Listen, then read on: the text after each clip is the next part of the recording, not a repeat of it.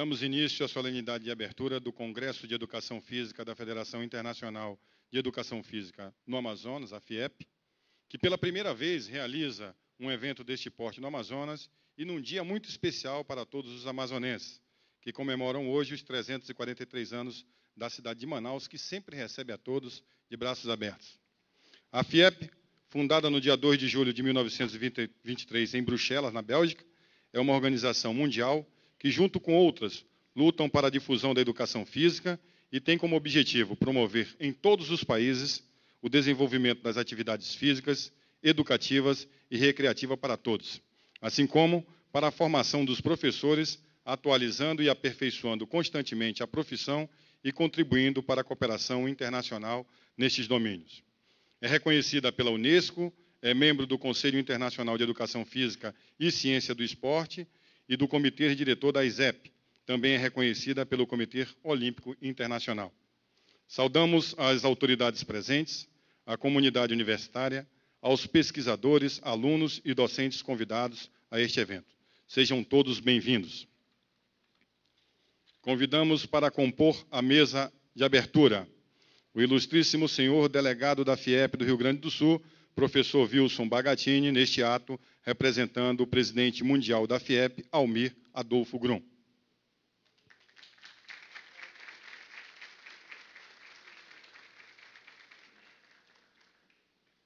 Convidamos também o ilustríssimo senhor representante da FIEP no Amazonas, o professor Alex Barreto de Lima.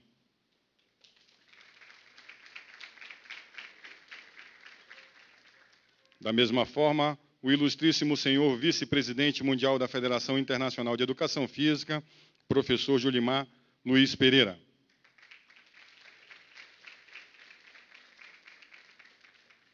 A excelentíssima senhora secretária de Estado da Juventude, Desporto e Lazer, Alessandra Campelo, neste ato representando o governador Omar Aziz.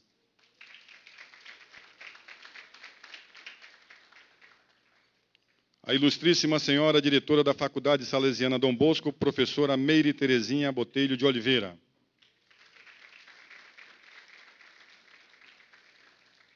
E o ilustríssimo senhor diretor em exercício da Faculdade de Educação Física e Fisioterapia da Universidade Federal do Amazonas, professor doutor Sidney Neto, neste ato representando a magnífica reitora, a professora doutora Márcia Perales Mendes Silva.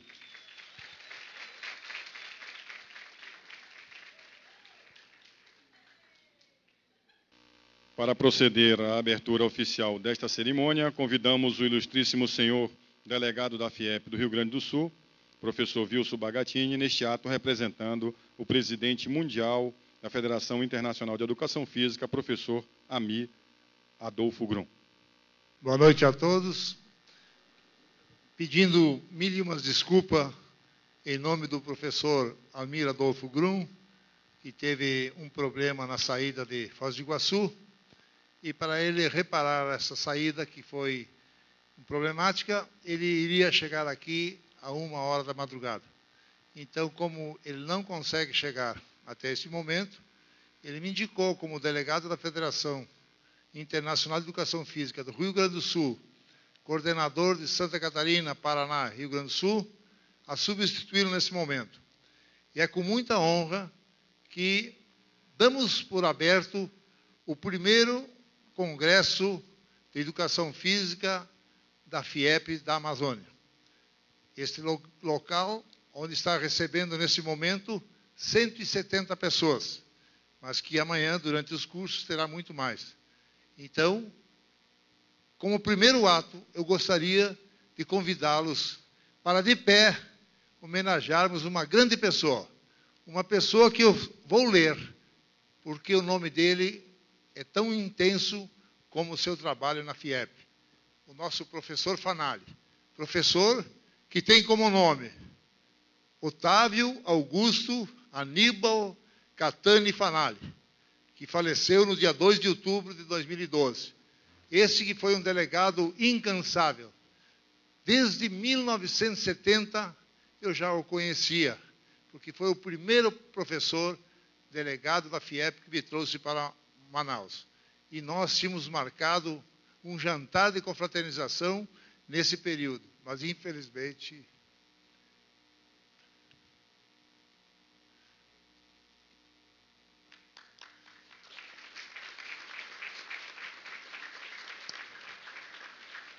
Em respeito, peço 1 minuto de silêncio para ele.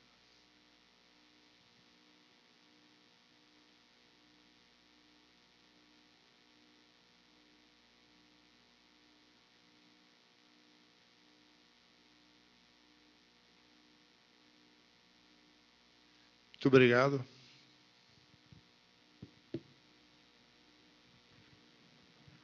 Convidamos para se pronunciar o professor doutor Sidney Neto, diretor em exercício da Faculdade de Educação Física e Fisioterapia da UFAM, que neste ato representa a magnífica reitora, professora doutora Márcia Perales Mendes Silva. Senhor Wilson Pagatini, representante da FIEP, depois de muitos e muitos anos de reencontro. Talvez você não lembre de mim, mas eu tenho uma lembrança muito, muito, muito interessante a seu respeito dos Jogos Escolares Brasileiros de 1976, na cidade de Porto Alegre, no Rio Grande do Sul. Poderemos conversar a respeito disso depois. Senhores representantes da FIEP, senhora professora, diretora da Faculdade Dom Bosco, nossa secretária de esportes, professora Alessandra, que muito trabalho nos deu enquanto aluna da universidade, como presidente do DCE, que muitas reivindicações fez em prol dos alunos da universidade e que isso modificou muito a vida de muitos estudantes dentro da universidade. É um prazer muito grande estar aqui ao seu lado. Senhores alunos, senhores professores, Marcinha de Roraima, prazer em vê-la. É um prazer muito grande estar aqui nessa cerimônia, falando em nome da universidade. Não sei se eu sou a pessoa mais indicada para isso, mas a professora Márcia, nossa reitora, está em uma atividade em Coari, o nosso vice-reitor está em uma atividade em Parintins, o nosso diretor está em uma atividade em Foz do Iguaçu, e sobrou para mim. Mas é com muito prazer que eu estou aqui representando a universidade, nessa parceria entre a FIEP e a Universidade Federal do Amazonas. Nós, da universidade, durante muitos anos, tivemos que ir a Foz do Iguaçu para apresentar os nossos trabalhos. Hoje, graças à iniciativa do Alex e à compreensão da FIEP, vocês podem apresentar os trabalhos de vocês aqui em Manaus. E isso é extremamente gratificante. E a universidade sente-se extremamente agradecida por poder participar desse evento, por poder compartilhar desse evento. Então, sejam todos bem-vindos e agradeço a oportunidade.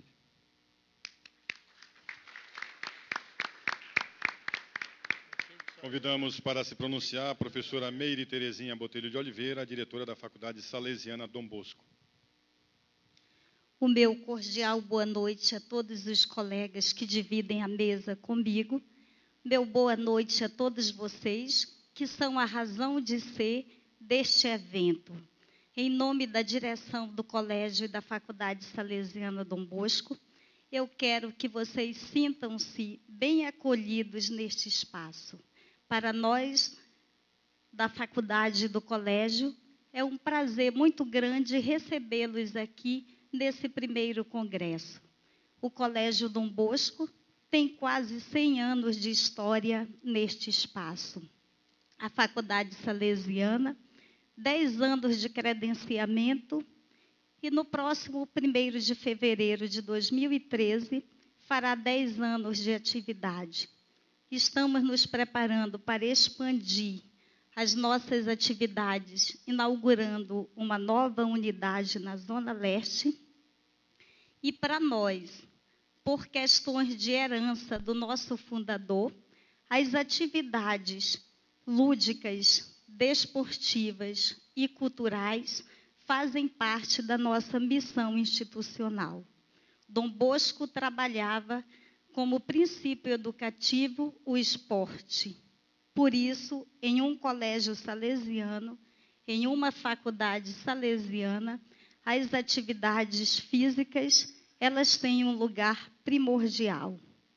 Sintam-se acolhidos nesse espaço. Nós queremos também parabenizar a Federação Internacional, parabenizar o grupo de educadores de Manaus que estão proporcionando esses momentos, que vocês possam aproveitar o máximo possível, que vocês possam trabalhar cada vez mais a constituição da identidade do profissional da educação física. Sintam-se acolhidos. Esperamos que vocês sintam-se bem neste espaço e, quem sabe, no próximo ano, possam estar conosco, buscando uma qualificação cada vez mais aprimorada, através da nossa pós-graduação em Educação Física Escolar. Os salesianos estão espalhados pelo mundo. No Brasil, somos 13 instituições universitárias salesianas. No mundo todo salesiano, apenas 3 instituições é dirigida por uma mulher. A Faculdade Salesiana Dom Bosco de Manaus, a Faculdade Salesiana do México e o Centro Universitário Salesiano da Argentina. Os salesianos estão em 84 países com instituições universitárias salesianas.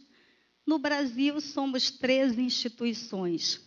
A Universidade Católica de Brasília, que pertence a 5 congregações, dentre elas os salesianos, a Universidade Católica Dom Bosco e vários outros centros universitários. Então, que a tradição educativa dos salesianos possa contribuir com todos os órgãos que estão aqui, a Universidade Federal, o Conselho Regional, a Federação Internacional, para proporcionar esse momento formativo para vocês. Sintam-se acolhidos e sejam todos bem-vindos à nossa faculdade.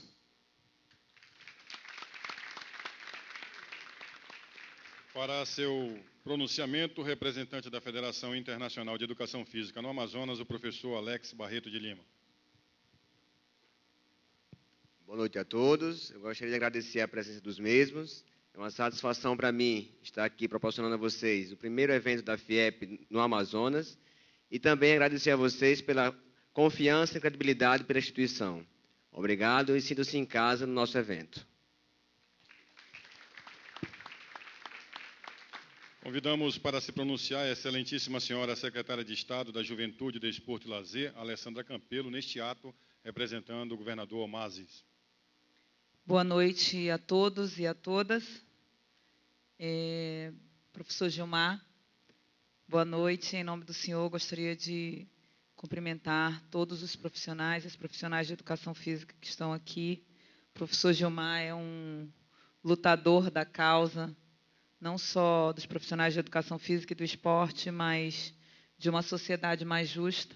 E eu conheço, como conheço nosso professor desde a época da UFAM. Eu era presidente do Diretório Central dos Estudantes, não era do curso de Educação Física, mas sempre estava lá, na FEF. Ainda é FEF o nome, professor? Na FEF. E sempre participamos das eleições do Centro Acadêmico de Educação Física, que era o CACEF, ainda é. E, naquela época, eram tempos muito difíceis para a universidade. Era o governo de Fernando Henrique Cardoso, uma época em que a universidade passou, quem trabalhava lá desde aquela época sabe, durante 8 anos a UFAM tinha 1.900 vagas, continuou com 1.900 vagas, e os servidores públicos federais com 8 anos sem aumento. Então, a gente tinha muitas reivindicações a fazer e trabalhávamos juntos, professores e alunos. E eu sei que quando a gente passa por uma universidade, por uma faculdade, a partir dali a nossa vida muda.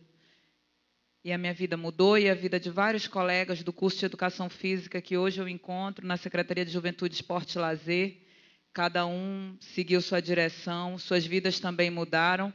após terem passado pela Universidade Federal e hoje por diversas universidades e faculdades que têm o curso de Educação Física e que deu oportunidade para que muitas outras pessoas pudessem realizar seus sonhos. Nós, do Governo do Estado, queremos dizer que, já que essa é a primeira vez que o evento chega em Manaus, dizer ao representante que sempre será bem-vindo e sempre terá nosso apoio para ajudar na infraestrutura do evento. Quando estiver em Manaus, para nós é uma honra recebê-los aqui e receber pessoas de estados vizinhos, dizer que o nosso povo aqui é receptivo, o governo também, e podem contar sempre com o nosso apoio.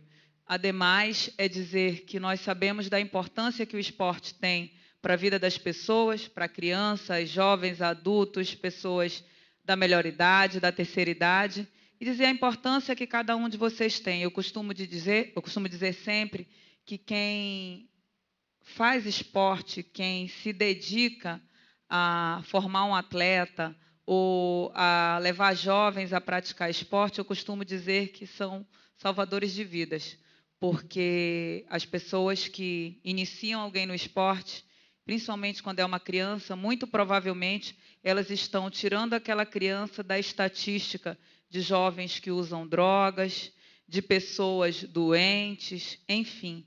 O esporte, ele não resolve só o problema do esporte, por assim dizer. O esporte resolve o problema de saúde, o esporte resolve o problema de segurança pública e é fundamental para a vida das pessoas. Por isso, toda a minha homenagem a vocês, profissionais de educação física, e contem com a Secretaria de Juventude, Esporte e Lazer. Nós estamos à disposição, tá, professor?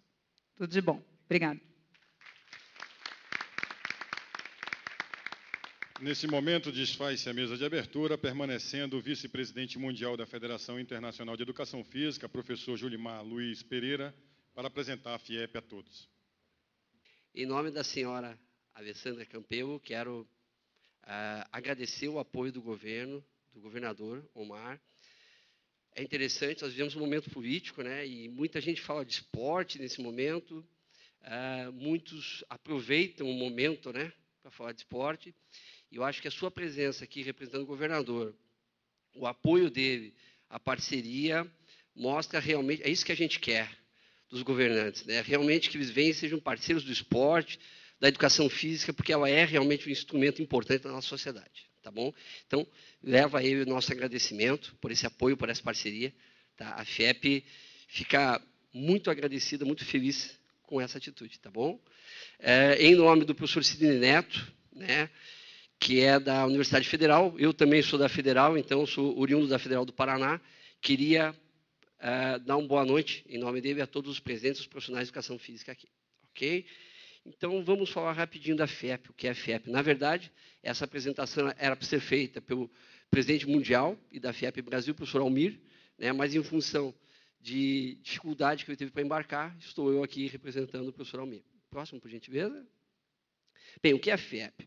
A FIEP é um organismo internacional, né? Ela chegou no Brasil bem depois da sua criação a nível internacional, foi fundada no dia 2 de julho de 1923, portanto, no ano que vem, nós devemos completar 90 anos, né, a nível mundial, em Bruxelas, na Bélgica, né? É um organismo que busca, sobretudo, difundir a educação física, o esporte, na perspectiva da educação. Próximo. No Brasil, ela foi instalada em 1949, ou seja, nós temos pouco mais de 60 anos, né? 63 anos aqui no Brasil, né? Inicia em 1949, com a participação de uma delegação de professores que foi até a segunda Olimpíada, em Estocolmo, na Suécia, e esses professores trouxeram para o Brasil essa ideia, essa proposta do que seria a Federação Internacional de Educação Física. Próximo. Esse é o nosso escudo no Brasil, né? Cada país tem o seu emblema, o seu escudo, cada estado também tem o seu, um é diferente do outro, tem linhas que são gerais, mas existem as suas particularidades, né? Essa é o emblema da delegacia da FIEP no Brasil. Próximo. Qual é o objetivo da FIEP? Ou melhor, quais são os objetivos da FIEP? Né? Nessa intenção de difundir a educação física e o esporte na perspectiva educacional, nós buscamos promover em todos os países as atividades físicas na sua forma mais ampla, com conteúdo educativo, recreativo, lazer, saúde, o esporte para todos, o esporte e educação. Também atuamos, e aqui esse congresso está sendo um exemplo disso, né? Atuar de alguma forma na formação, na qualificação dos profissionais envolvidos no esporte. E também, logicamente, lutar, procurar defender a nossa profissão, a profissão do educador físico. Objetivos da FIEP no Brasil. Promover eventos a nível local, estadual, nacional e internacional. Nós temos vários eventos internacionais que, inclusive, acontecem anualmente no Brasil, o evento de Foz, logo adiante eu vou comentar isso. Promover oportunidades e materiais para o desenvolvimento profissional. Manter informado dos últimos conhecimentos tecnológicos e desenvolvimento legislativo. Aqui nós temos a apresentação de trabalhos científicos, essa é uma oportunidade para tal. Melhorar a imagem do profissional ou do professor, bem como o seu desempenho, a sua performance dentro da sociedade contemporânea. Fomentar a pesquisa, as sessões científicas nos eventos é um desses exemplos. Apoiar a criação das APEFs, Associações dos Profissionais de Educação Física, nos diversos estados da federação. Ações prioritárias, desenvolver os domínios técnicos, pedagógicos e sociais da educação física e do esporte, excluindo qualquer discussão e discriminação de ordem política, religiosa e social. Na Unesco, nós somos membros do Conselho Internacional de Educação Física e Ciência do Esporte, membro do Comitê Diretor da ESEP, que é reconhecido, inclusive, pelo Comitê Olímpico Internacional. A FIEP tem suas condecorações, suas premiações, né? Essa talvez seja a mais vultuosa delas, a Cruz do Mérito Internacional, né? E ela tem duas formas, a Cruz de Ouro e a Cruz de Prata, que são outorgadas a profissionais que têm um trabalho relevante para a educação física, não só no âmbito local, mas nacional e também internacional. A FIEP, desde os anos 70, ou seja, pouco mais de 40 anos, ela tem por costume, periodicamente, lançar manifestos. Manifestos que vêm no sentido, logicamente, de promover a educação física. Em 1970, em Portugal, foi publicado o primeiro manifesto mundial da FIEP, na gestão do presidente, então, português, Dr. Antônio Pereira. Em 2000, no Brasil, né, um pouco mais de 10 anos, no Rio de Janeiro, o Dr. Manuel José Gomes Tubino, que também foi presidente da FIEP, e infelizmente já nos deixou, lançou o Manifesto Mundial da Educação Física, que talvez tenha sido o nosso instrumento de maior amplitude. Próximo. No próximo slide, nós temos aí a capa do Manifesto Mundial em português, já foi traduzido, né, em vários idiomas, e nós estamos, no momento, trabalhando, pouca gente sabe ainda, mas no Manifesto Mundial pela Educação Física Escolar, né, para que a gente realmente venha, podemos assim, valorizar, né, venha de encontro aos interesses da educação física escolar, que, sejamos sinceros, né, é nosso principal cartão de visitas. Né, nós temos todas as dimensões da educação física, no lazer, no esporte, nas academias, né? Mas a educação física escolar, na minha opinião, ainda é o nosso cartão de visitas. Né? E justamente para essa valorização que o profissional da escola está necessitando demais, a FIEP hoje trabalha a nível mundial com a construção do manifesto que possa valorizar a educação física na escola. Os presidentes mundiais da FIEP, nós já tivemos 8 presidentes, né? Tivemos desde 1923, profissionais da Bélgica, da Suécia, de Portugal, França e Inglaterra, e desde o ano 2000, nós tivemos por 8 anos o Dr. Manuel Gomes Tubino, né, que infelizmente nos deixou, e o vice dele, na época, o secretário da FIEP, porque o secretário ele tem um papel de vice. Né, era o professor Almir Grum, que, infelizmente, em função dessa situação, veio a assumir a presidência da FIEP Mundial. Então, o professor Almir ele acaba acumulando a FIEP Mundial e também a FIEP Brasil. Devemos, em janeiro de 2013, em Foz do Iguaçu, ter uma eleição, uma Assembleia Internacional Mundial da FIEP, para que se eleja um novo presidente que terá daí um mandato por 4 anos. Próximo. Como que a FIEP é constituída? Tem uma diretoria, o presidente, o vice, o tesoureiro e o secretário. né? Nós temos os vice-presidentes regionais, um em cada continente, 7 sessões internacionais com temáticas distintas, cada uma tem o seu coordenador, e temos o diretor board, né? Os membros de honra, a Assembleia Geral e dos delegados nacionais e dos delegados regionais e adjuntos. A última assembleia que nós tivemos, ela aconteceu em Belo Horizonte, por ocasião do Congresso Internacional dos Países de Língua Portuguesa. A FIEP se fez presente e lá nós tivemos nossa última reunião Assembleia Nacional e também internacional, com representantes de países da África, da Europa, América do Sul e América do Norte. Temos aí o endereço do site da FIEP, vocês podem ter acesso a hora que vocês quiserem. A FIEP hoje ela está internacionalizada. Muitos dos nossos eventos, os eventos oficiais, eles são inclusive transmitidos pela TV FIEP para todo mundo. Nós temos estatística que mostra que o evento em Foz do Iguaçu ele é assistido por pessoas por todo mundo. Não é algo localizado apenas aqui na América do Sul, mas por todo mundo. E está aí a página, para quem tiver interesse, www.fiep.net. Próximo. Os principais eventos da FIEP no Brasil. O primeiro evento, ele se deu em 1951, há mais de 60 anos, na cidade de Santos.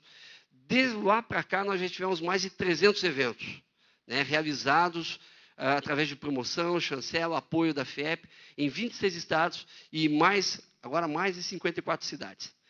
Tá joia? Atualmente, nós temos alguns eventos, que são assim tradicionais. O Congresso Internacional de Educação Física, em Foz do Iguaçu, que se realiza todo mês de janeiro. Muitos aqui já estiveram. O professor Sidney até comentou, né, professor, do evento. Nós sempre temos várias caravanas do pessoal que sai aqui do Amazonas, inclusive de ônibus, corta o Brasil para estar lá no sul, né, achando que vai encontrar frio e chega a pegar 46, 47 graus em Foz do Iguaçu, que é quente pra caramba lá. Tá? O evento em Mossoró, Rio Grande do Norte, o evento em Teresina, Piauí, a professora Leonora aqui, que é a coordenadora do evento, está presente, é um dos mais antigos da FIEP.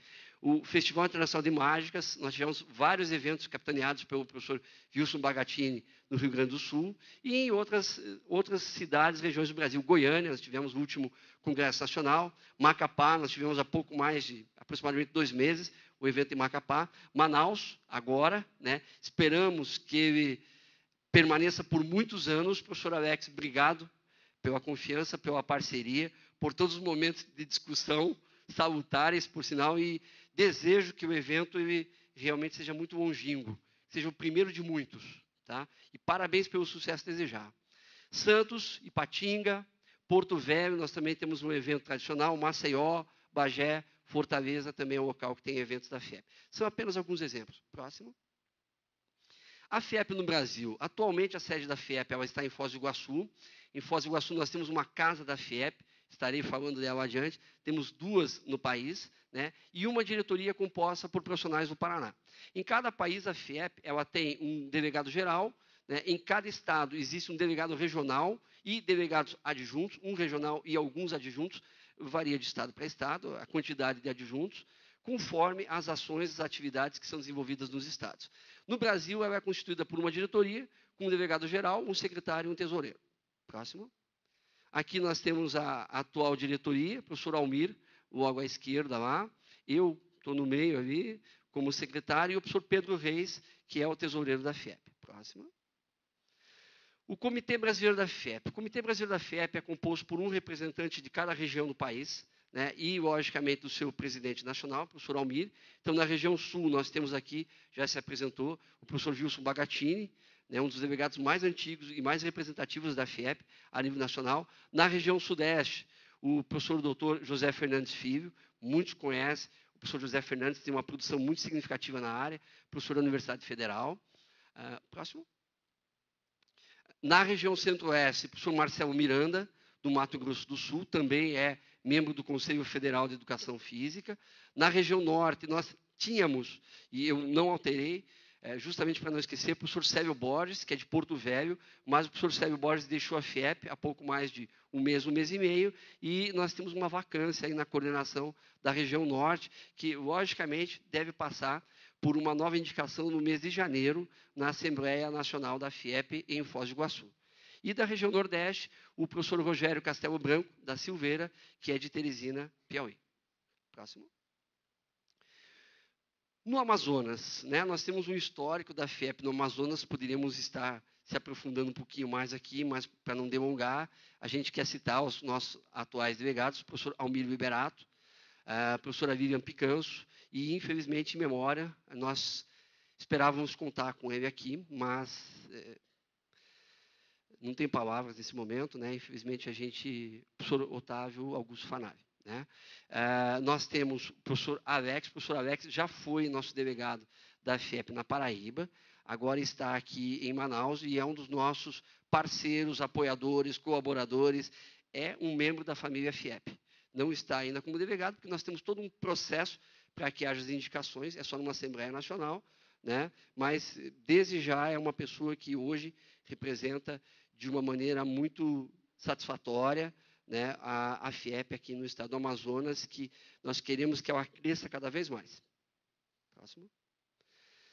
As ações da FIEP através dos seus delegados divulgam os manifestos, a revista internacional, a revista do Boletim FIEP, os sites da internet, são também pessoas que promovem, se não promovem, apoiam eventos regionais que são da FIEP ou recebem o apoio dela e dão apoio à viagem dos professores de Educação Física Sem Fronteiras, que já passaram por Manaus. Não sei se tinha alguém que estava presente, né, alguns anos atrás, na Passagem Sem Fronteiras, mas a gente já vai comentar isso adiante. Próximo.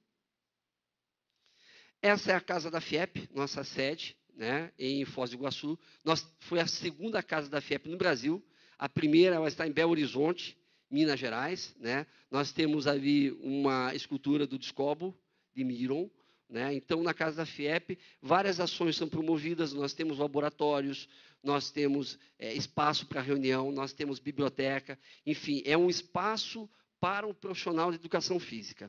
Nós tivemos oportunidade, eu, professora Rosinha, aqui presente, professora Leonor, professora Sônia, professor Wilson e professora Sabrina, de conhecer a casa da FIEP no México. Né? Nós temos uma casa da FIEP do México fantástica, né, nos moldes da FIEP do Brasil. Então, já estamos tendo um modelo, inclusive, para outros países. Próximo. A FIEP na internet, aí nós temos o site vocês viram da FIEP Internacional, da FIEP Mundial. Esse é da FIEP Brasil. www.fiepbrasil.org. Recomendo que vocês entrem lá, porque periodicamente tem sorteio de brindes, inclusive para o Congresso Internacional, que acontece em Foz do Iguaçu. Então, entrem lá, façam seu cadastro, se informem. Ele é administrado pelo Christian Grum, filho do professor Almir, né, que tem uma verdadeira paixão. E hoje nós já estamos quase em 2 milhões de acessos nessa página. Acessos, diga de passagem, pessoas espalhadas por todo o mundo. Próximo. Aqui o site da FIEP, né, apenas a entrada dele, que eu comentei. Próximo. O boletim virtual. O boletim virtual é, sim, um cartão de visitas muito forte da FIEP. Por quê? Ele é uma publicação internacional, tem reconhecimento pela CAPES, aqui no Brasil. Né? É um projeto audacioso, né? o boletim virtual, porque ele está capitaneado, embora ele tenha uma abrangência internacional, ele está baseado na nossa revista impressa. Tá? Então, é uma tentativa que nós estamos tendo agora, uma inovação, no sentido de você fazer com que a revista fique cada vez mais globalizada. Ele é um projeto em 4 línguas, português, inglês, francês e espanhol, justamente para você divulgar os conhecimentos, né, da educação física, aberto a todos os profissionais. Próximo. Aqui nós temos a FIEP Boletim, né, que é a nossa revista.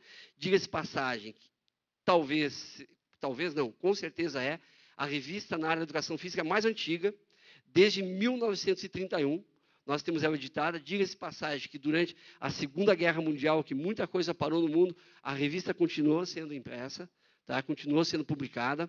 Vocês podem fazer a assinatura da revista, tá? Ela é periódica, ela traz artigos nos 4 idiomas. Tá? O ISSN dela não é nacional, é francês. Certo? Então, é uma revista que ela tem uma abrangência internacional. Ela está indexada, ela é reconhecida e classificada pela comunidade científica e, no nosso país, pela CAPES. Então, eu convido vocês a entrarem no site. Né? Existe a possibilidade de fazer a assinatura dela, receber ela em casa. O professor Alex é uma pessoa que está fazendo essa difusão da revista, aqui, a promoção dela.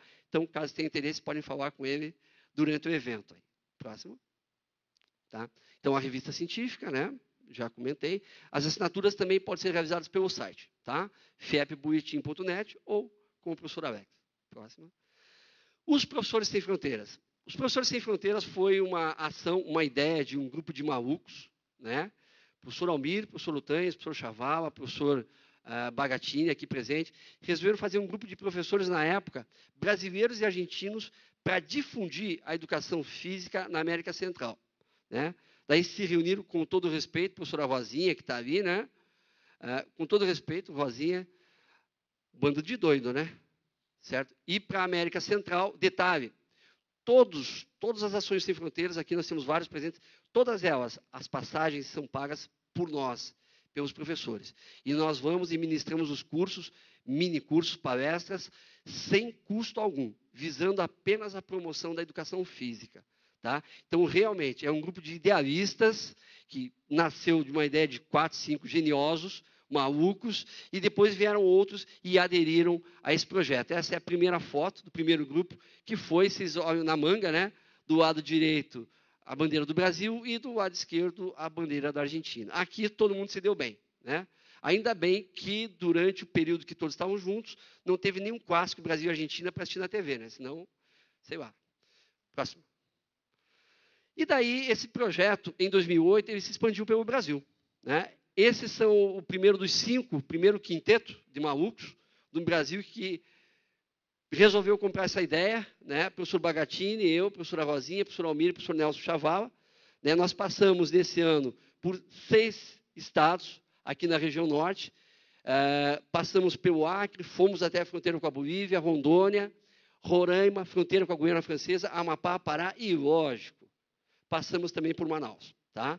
Então nós passamos, deixei no final, porque foi assim um dos momentos altos de toda essa nossa epopeia, essa nossa aventura, né? E a gente só leva recordações boas daqui, dos nossos delegados, dos profissionais nos recebendo, dos acadêmicos nos recebendo, críticos. Na verdade, eu já tinha estado aqui uma outra vez pelo extinto Seminário Internacional de Esportes de Quadra, que aconteceu aqui em Manaus, eu vinha quase 10 anos atrás. Para Manaus foi minha segunda vez, agora está sendo a terceira, né? E só temos a agradecer toda a acolhida que vocês nos deram, né, em 2008 e agora também, todo o carinho que o povo amazonense, né, tem nos dado. Próximo. E daí vieram, logicamente, aí as outras passagens dos Sem Fronteiras pelo Brasil. Nós fomos, durante 2 anos, passamos pela região Nordeste, todos os estados. Passamos, nós vemos ali a foto, eu acho que de Natal, ali à esquerda, aqui na Praia do Forte, na Bahia, Chapada dos Guimarães, no Mato Grosso, aqui na Câmara Municipal de Campo Grande, quando nós fomos agraciados, né, pela Câmara. Nós também estivemos em Brasília, tivemos uma sessão especial na Comissão de Esportes da Câmara e também no Senado fomos recebidos por uma proposição do senador Álvaro Dias, e foi interessante que nós tivemos momentos assim de ouro para mostrar a importância da educação física para a classe política do nosso país, ali onde tudo acontece politicamente falando, que é Brasília, né? Estivemos esse ano na região Sudeste e ano que vem esperamos terminar essa epopeia pelo Brasil na região Sul, passando pelos estados do Paraná, Santa Catarina e Rio Grande do Sul. Próximo. Aqui nós temos uma chamada para o nosso evento, em 2013, em Foz do Iguaçu, de 12 a 16 de janeiro. Não é só o Congresso Internacional, mas é o Congresso Mundial da FIEP. Nós temos todos os eventos paralelos que acontecem, o Seminário Científico Latino-Americano, que nós estamos tendo uma extensão, podemos quase dizer, agora aqui em Manaus, né? Nós temos o Seminário de Atividades Físicas na Atuação Básica à Saúde, em função da realidade do NASF, a importância do profissional de educação física para valorizar a saúde da nossa população, o Seminário de Ética, o Fórum de Educação Física Escolar, nós temos o Seminário sobre os Valores de Esporte e Educação Olímpica, Seminário de História, o Fórum de Educação Física do Mercosul e teremos o 3º Encontro Internacional dos Estudantes de Educação Física. Então, muitos estudantes aqui, nós temos agora a professora Viviane, que tem uma atuação destacada junto aos acadêmicos, aos estudantes, né? Então, nós queremos ver mais pessoas do estado do Amazonas representando, né, a região norte, podemos assim dizer, lá em Foz do Iguaçu, no Encontro Internacional dos Estudantes. Próximo. E é internacional mesmo, viu, gente? Tá? é internacional mesmo. Nesse evento, nós recebemos várias personalidades, a nossa ginasta, né, símbolo do esporte olímpico brasileiro, Daiane dos Santos. Ali em cima nós temos o Márcio Atala, do Medida Certa, que está tentando afinar o Ronaldo Fenômeno aí no atual momento, né? O Luciano do Vale, talvez um dos maiores cronistas do nosso país, que nós temos na área esportiva. A Hortência, certamente a melhor jogador de basquete que nós tivemos. São alguns dos profissionais que nos prestigiaram nos anos anteriores. Temos ali também o deputado João Arruda, do estado do Paraná. Próximo. Aqui algumas fotos do nosso evento, né? Os cursos de bola suíça, de ginástica aqui abaixo, o pessoal aqui à direita em cima assistindo um dos eventos paralelos. Ali nós temos, no primeira imagem, da esquerda para a direita, a publicação de trabalhos científicos. A professora Sabrina, aqui presente, é uma das responsáveis por todo esse processo de análise dos trabalhos e também toda a realização, efetivação deles lá em Foz do Iguaçu. Aqui uma foto fantástica dos esportes e aventura. Eu sei que vocês têm o Rio Negro aqui, que é fantástico, os Solimões. Eu sei que vocês têm as cachoeiras de Presidente Figueiredo, né? Mas nós temos isso lá no Paraná também, as Cataratas do Iguaçu. Tá? Para quem não conhece, gente, eu juro para vocês, eu passei 10 anos indo para Foz, quase, e não conhecia as cataratas. No dia que eu conheci, eu me arrependi de não ter conhecido antes. E todas as vezes que eu vou, se possível, eu quero passar lá novamente para pegar um pouquinho dessa energia. É tão maravilhoso como é todo o verde, essa Amazônia maravilhosa, gigantesca que vocês têm aqui. Assim, não tem como você expressar em palavras a emoção que é você estar nessas cataratas. E imagine você fazendo um curso de esporte de aventura, como esse pessoal, em um local como esse daí. Tá? Vou dizer para vocês uma coisa, vocês querem adrenalina? Vão para lá. Quer sentir medo? Vai para lá. Sente medo sim. Tá bom? Então é fantástico, está aí o convite para vocês estarem em Foz no mês de janeiro de 2013 e espero que nos anos seguintes. Próximo. E para finalizar, eu quero deixar aqui a imagem do professor doutor Manuel Gomes Tubino, que foi uma pessoa que fez muito pela educação física do nosso país, muito pela educação física mundial, e é ainda hoje a principal referência que nós temos na história da FIEP. Infelizmente, o professor Tubino nos deixou poucas semanas antes de um evento de Foz do Iguaçu, mas, como disse o professor Cláudio Bosch, coloca, né, um homem é eterno pela sua obra. E eu quero colocar isso também. O professor Cláudio Bosch, há pouco tempo, mandou um e-mail falando das maravilhas do pioneirismo de quem foi o professor Fanali. Né? E, infelizmente, não tinha uma foto do professor Fanali. Essa apresentação foi montada em cima da hora, né, em função da situação do professor Almir.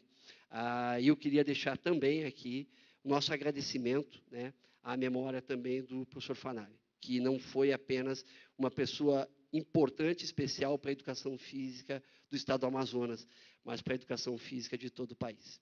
Obrigado, bom congresso a vocês, que Deus os abençoe e nos encontramos por aí, ok? Obrigado.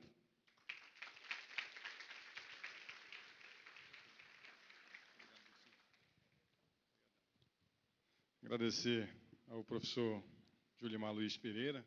Obrigado, realmente, ao longo desses poucos anos de profissional de educação física, a gente não se emociona tão facilmente, mas é um momento bacana que nós estamos vivendo aqui em Manaus. Eu quero aproveitar esse ensejo e efetivar vários agradecimentos, mas agradecer particularmente à Secretaria de Juventude, Desporto e Lazer do Estado do Amazonas, na pessoa da secretária Alessandra Campelo, que não mediu esforço para que nós pudéssemos ter o evento realizado aqui. Não seria possível a realização desse evento sem o apoio da SEGEL, que, claro, a presença do governador estava elencada, não foi possível em função do aniversário da cidade de Manaus. Então, obrigado, secretária. Leve o nosso abraço ao governador.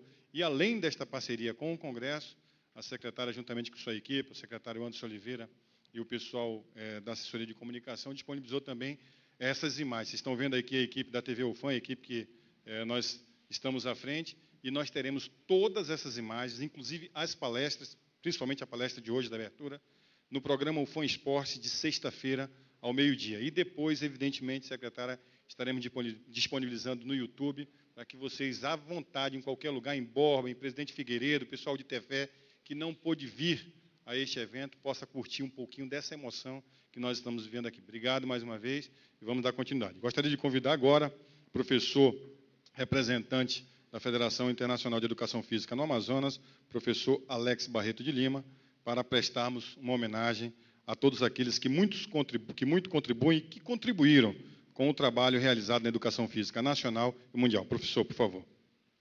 Gostaríamos de chamar ao palco a senhora Carmen Virgínia de Oliveira Vieira Fanali para receber a homenagem em nome do professor Otávio Augusto Aníbal Catani Fanali.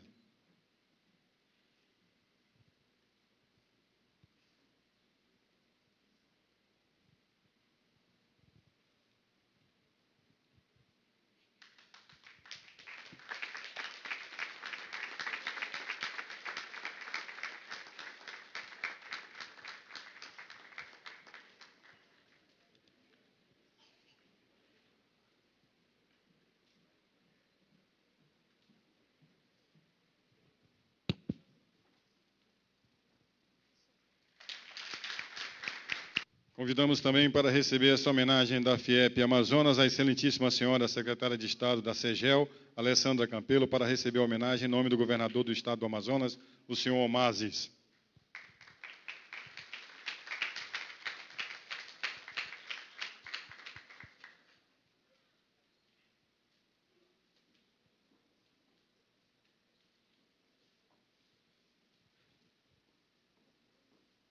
Em nome da FIEP Amazonas, secretária, o troféu da FIEP para a senhora representar nosso Estado.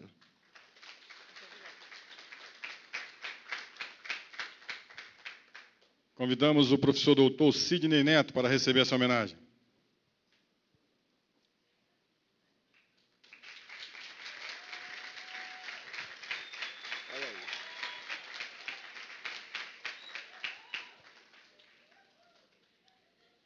Torcida organizada e tudo, hein? Em nome da FIEP, professor Sidney, seu troféu, muito obrigado pela parceria. Estamos juntos aí nos eventos. Agradeço, não em meu nome, mas em nome da universidade que eu estou aqui representando, mas fico imensamente emocionado em ser homenageado dessa forma. Também quero agradecer em nome do professor Fanali. Obrigado.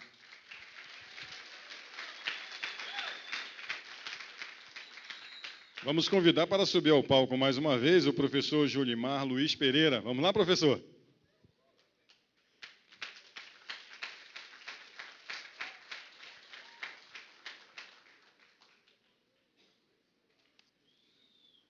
Em nome da FIEP Amazonas, seu troféu como representante da FIEP do Brasil.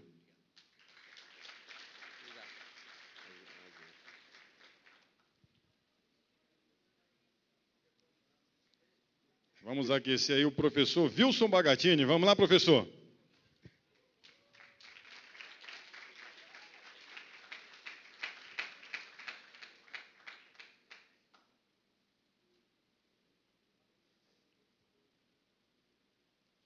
Agradecer ao senhor, primeiramente, por todas as orientações e ajudas dadas para a realização do evento. Muito obrigado. Professora Sabina Ribeiro Jorge, por favor. Palmas, por favor.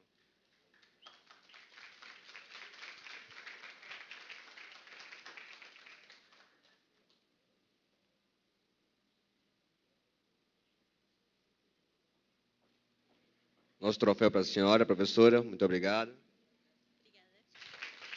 Professor André Fernandes, que é presidente do CREF1 e coordenador pedagógico da FIEP, por favor.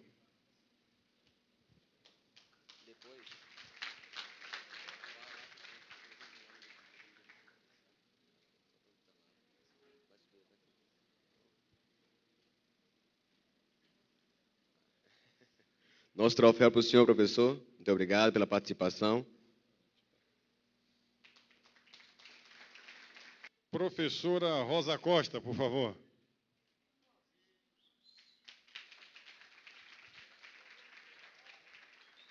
Professora Rosinha, prazer em tê-la aqui conosco. Muito obrigado. Professor Bruno Costa Teixeira, por favor.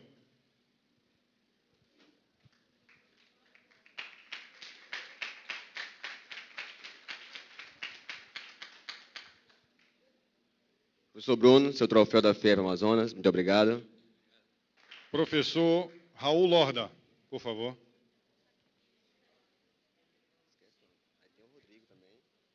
Professor Raul, muito obrigado pela presença, seu troféu.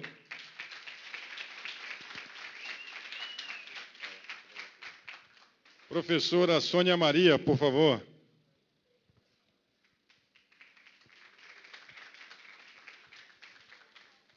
Professora Sônia, nosso troféu da FIEP Amazonas. Professora Leonor Palha Dias, por favor. Como a FIEP é uma família, a sua presença aqui para engrandecer nosso evento, nosso troféu, nossa homenagem. Nós gostaríamos de convidar o professor Rodrigo Gonçalves Dias, por favor. Professor Rodrigo, muito obrigado pela presença.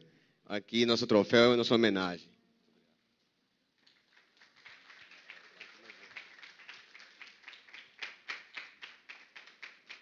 Professora Viviana, do Comitê de Estudantes, para receber também o troféu aqui do Congresso da FIEP Amazonas.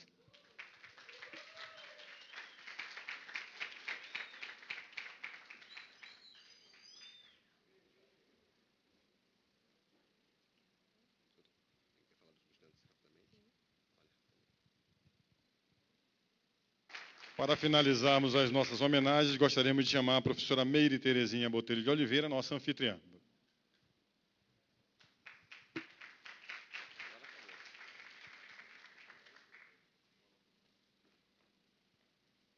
Em nome da FIEP Amazonas, para a senhora, como diretora da Faculdade Salesiana Dom Bosco, nosso troféu. Muito obrigada. Mais uma vez, sejam bem-vindos ao nosso espaço educativo. Fim das homenagens. Convidamos agora o professor doutor Rodrigo Gonçalves Dias, do Instituto do Coração de São Paulo, para proferir a palestra magna Genética, Performance Física Humana e Doping Genético, o senso comum versus a realidade científica. Por favor. A primeira vez, né, que eu tenho essa oportunidade de vir para Manaus para um evento desse tipo e, obviamente, parabenizar o Alex por toda a iniciativa e, obviamente, todos que estiveram com ele na organização desse evento. É um orgulho estar aqui, principalmente pelo fato de estar falando em nome da educação física especificamente, tá? E trazer para vocês um pouquinho sobre um tema bastante interessante que, à primeira vista, parece não ter muita relação com o profissional de educação física, mas vocês terão a oportunidade de ver no decorrer da palestra que tem tudo a ver, é um tema que tem total relação com o profissional de educação física. Vocês vão entender o porquê que eu estou dizendo isso. Nós vamos conversar, então, sobre genética, performance física humana e doping genético. E confrontar um pouquinho o contexto, né, relacionado ao senso comum versus a realidade científica. O que vem sendo dito por aí e o que realmente, do que é dito por aí, a ciência comprova e prova que é verdade ou que é simplesmente achismos e coisas que se falam de forma errônea, né? Bom, nós vamos iniciar, então, de uma forma bastante tranquila, porque a genética, obviamente, ela não é da rotina de vida de todos nós profissionais, mas em breve a gente vai lutar bastante para isso, mas em breve, quem sabe, os cursos de graduação em educação física deverão incluir lá como uma de suas disciplinas da grade curricular a genética. Vocês vão entender o porquê da importância disso no decorrer aqui da nossa fala. Bom, quando nós pensamos numa característica de um indivíduo, seja uma característica física visível ou uma característica fisiológica, que num contexto mais específico nós chamamos de fenótipo, o fenótipo do indivíduo, né? Nós sabemos, é clássico isso, o conhecimento de que um fenótipo ele é determinado pela interação entre fatores ambientais e um componente genético. O que eu quero dizer com isso? Se nós pegarmos indivíduos hipertensos ou indivíduos obesos, vamos na obesidade, né? Indivíduos obesos e com o mesmo grau de obesidade, e de repente nós dizemos assim, vamos aplicar um protocolo de intervenção no fenótipo de obesidade e entender, por exemplo, o que o exercício físico, como um fator de intervenção ambiental, poderia promover nesse fenótipo de obesidade. Bom, todo mundo sabe que exercício físico é um dos recursos não farmacológicos utilizados na reversão ou na reabilitação ou até mesmo na prevenção de um quadro de obesidade.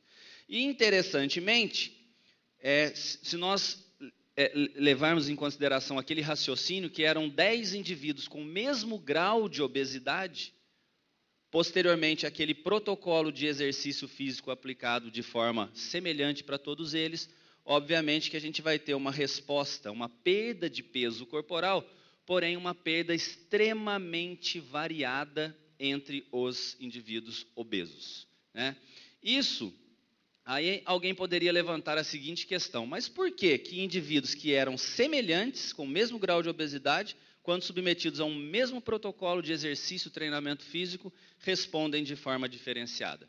E parte da resposta para isso está justamente no componente genético que cada um carrega, dizendo o quão responsivo aquele indivíduo vai ser ao protocolo de treinamento físico ou não, né?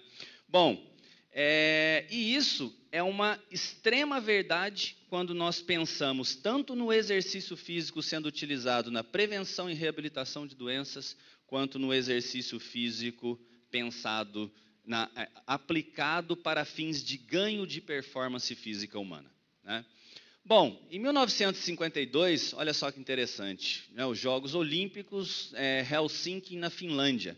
1952, as pessoas envolvidas no mundo do esporte já diziam, bom, se esse rapaz está aqui, se ele é um atleta de elite, obviamente, por mais que ele tenha toda uma extrema, perfeita sincronia de treinamento, dieta, obviamente ele tem um componente genético extremamente favorável, né? Isso é um raciocínio lógico que vem de um passado, né, não muito distante. 1952, a ciência, a medicina do esporte já pensava assim, né, a fisiologia do exercício já pensava assim. Um atleta não é única e exclusivamente o efeito de treinamento e dieta, e sim, ele precisa ter um componente genético favorável para se destacar como um atleta de elite. Um ano depois, 1953, dois pesquisadores famosíssimos, vocês provavelmente conhecem, o James Watson e o Francis Crick, publicaram um artigo de 2 páginas de uma das revistas mais conceituadas no mundo científico, conhecida como Nature, dizendo que eles tinham descoberto o segredo da espécie humana. E que o segredo da espécie humana se encontrava numa moléculazinha no núcleo das células que nós temos no nosso organismo, que naquele momento denominaram de ácido desoxirribonucleico. Eles ganharam o prêmio Nobel em Fisiologia e Medicina em 1962 por essa descoberta, conjuntamente com Maurice Wilkes, um outro pesquisador que fez algumas descobertas interessantes.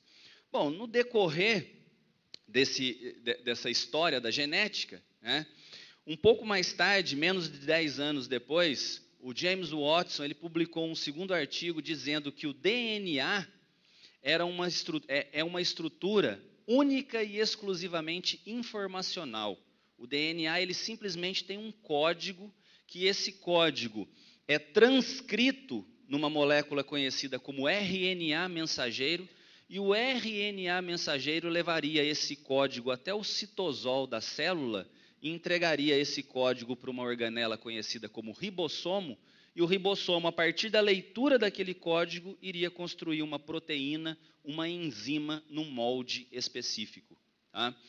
Bom, e na verdade, quem executa as funções fisiológicas do nosso organismo são as enzimas, né, as proteínas e os hormônios, que foram construídas, que foram sintetizadas no nosso organismo a partir de um código específico de um gene contido no DNA, no genoma humano. Então, essa foi uma segunda descoberta bastante interessante. E, na sequência, obviamente, a ciência evolui, novos equipamentos foram desenvolvidos e esses equipamentos tornaram possível fazer a leitura do código genético humano, né? E em 1990 teve início, então, o projeto Genoma Humano, que tinha o propósito de fazer o quê? E fez isso em 13 anos, né? Liderados por Craig Venter e Francis Collins, né? O projeto Genoma Humano, ele fez o mapeamento e sequenciamento do genoma humano. O que significa isso? Significa que foram lá esses pesquisadores, em 13 anos, de uma forma didática, tá, gente? Eles pegaram o cromossomo 1, esticaram o cromossomo 1 e começaram a ler as letrinhas do genoma, adenina, citosina, timina, guanina, e fizeram isso para os 23 pares de cromossomos, né? E, obviamente, que hoje, então, nós sabemos que o ser humano, o genoma humano é composto de aproximadamente 25 mil genes, e que esses genes são divididos em pequenos pedacinhos no DNA, né? E que esses pedacinhos ainda é possível, é sabido hoje, é só entrar na internet, todo mundo tem acesso a isso, ao código de um gene específico. Então, hoje é passível de se saber, se alguém tiver o interesse em conhecer, por exemplo, qual que é o código do gene que produz a proteína miosina, que produz a proteína actina, que são proteínas constituintes do sarcômero, a unidade funcional contrátil do músculo esquelético. Então, hoje, tudo é baseado, não vou dizer que tudo, mas assim, a ciência evoluiu a tal ponto que a gente já consegue entender, estudar o ser humano, os componentes fisiológicos humanos a partir do código genético, tá? E só por curiosidade, quando foi somada, né, essas letrinhas dos 23 pares de cromossomos, nós somos constituídos de aproximadamente 3,1 bilhões de pares de letras, tá? O genoma humano. Interessantemente, só uma pausa. Por acaso é possível apagar essa luz aqui, ó? Faz favor. Interessantemente, né, a vida inteira a ciência se dedicou ao estudo da fisiologia humana, entender como que um organismo funciona, um organismo íntegro, para se entender o que seria um componente anormal, ou seja, primariamente precisou-se entender a fisiologia para posteriormente entender a fisiopatologia, né? E a ciência se debruçou, principalmente a ciência da farmacologia, se debruçou ao desenvolvimento de fármacos, de drogas, que seria então capaz de atuar num indivíduo num estado fisiopatológico, tentando trazê-lo novamente para um estado fisiológico normal.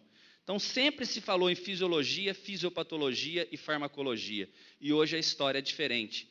Hoje, como nós temos condição de ler o código genético humano e estudar as possíveis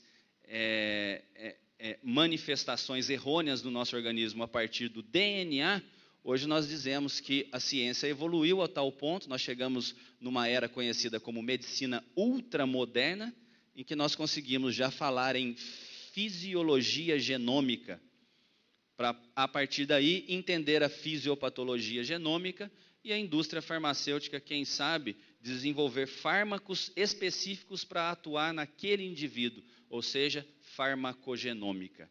Quando nós transferimos esse conhecimento para os recursos não farmacológicos utilizados na prevenção e reabilitação de doenças, exercício físico e dieta, né, hoje se fala muito em nutrigenética e nutrigenômica. E no campo do exercício, atleticogenômica. Estuda-se quais são os genes que conversam com o estímulo estressor do exercício físico no sentido de induzir as adaptações fisiológicas do organismo. Então, a gente se encontra nesse momento aí. Nesse momento, então, alguém poderia dizer o seguinte: bom, mas tudo bem, você falou de genética, lindo, maravilhoso, o código genético humano está lido, nós temos livre acesso ao código genético humano. Agora, o que isso tem a ver com o mundo do esporte de alto rendimento? O que isso tem a ver com o exercício físico sendo utilizado em prevenção e reabilitação de doenças? Né? O que isso tem a ver com o profissional de educação física? Absolutamente tudo. E a gente vai entender como isso acontece. Ou seja, qual é a relação existente entre genética e o fenótipo de performance física humana? Né? Bom, a genética nos permitiu entender determinadas coisas que no passado eram simplesmente hipóteses e interpretações erradas. Um exemplo clássico do passado e que é algo extremamente fantástico. Hieromanti-Hanta é um atleta de elite dos países nórdicos que ganhou 7 medalhas de ouro em 3 edições dos Jogos de Inverno que acontecem lá em cima. Ele foi um atleta especialista numa modalidade conhecida como ski cross country, né? E para um atleta se destacar nessa modalidade esportiva especificamente, ele precisa ter uma capacidade cardiorrespiratória extremamente alta. Né? É um exercício de resistência. Né? Bom, na época, em 1964 especificamente, Hieromanti-Hanta foi acusado pela comunidade esportiva de fazer uso do doping sanguíneo. O que era o doping sanguíneo naquela época? O atleta, no período pré-competitivo, ele tira o sangue dele, centrifuga o sangue, joga o plasma fora, que é a parte líquida, e congela as hemácias. No período competitivo, ele descongela as hemácias e faz a reinfusão delas na corrente sanguínea, aumentando a concentração das células vermelhas do sangue, que vocês sabem muito bem que são células que fazem o carreamento do oxigênio, e quanto mais oxigênio fornecido para a musculatura esquelética, menor é a possibilidade do indivíduo fadigar precocemente. Né? Bom, ele foi acusado por quê? Porque quando retiraram uma amostra de sangue do Manti-Hanta e centrifugaram, naquela época viram que a quantidade de células vermelhas que ele tinha no sangue era uma coisa absurda, totalmente fora do que é o fisiológico, o natural. E ele foi considerado como um atleta que estava fazendo uso do doping sanguíneo. A ciência evoluiu, a genética entrou em cena, e o que fizeram? Antes do Manti-Hanta falecer, foram retirar uma amostra de sangue dele, foram lá no cromossomo 19, braço P do cromossomo, loco 13.3, 13.2, e cortaram um pedacinho do DNA e colocaram num sequenciador genético, que é uma maquininha que faz a leitura do código, e descobriram que o código normal desse gene, o Manti-Hanta ele não tinha, ele tinha o código alterado, ele tinha uma mutação genética nesse gene conhecido como receptor de eritropoetina, que fazia com que naturalmente o Hieromanti-Hanta tivesse um hematócrito, ou seja, uma quantidade de células vermelhas no sangue extremamente absurda. Aquilo era algo natural do organismo dele. Ele nasceu com essa mutação genética e ele tinha, portanto, esse favorecimento genético sem fazer uso de drogas e sem fazer uso de doping absolutamente nenhum. Né? E foi reconhecido a partir desse momento, a partir da detecção dessa mutação genética no código do receptor de eritropoetina, que o Manti-Hanta era um cara absolutamente normal e presenteado por Deus por ter essa mutação e se destacar como um atleta de elite. Só para vocês terem uma ideia, esse é o cromossomo 19, e aqui vocês não vão conseguir ver, né? Mas tem as letrinhas, adenina, citosina, timina, guanina, são 7.138 letras que correspondem ao gene da eritropoetina.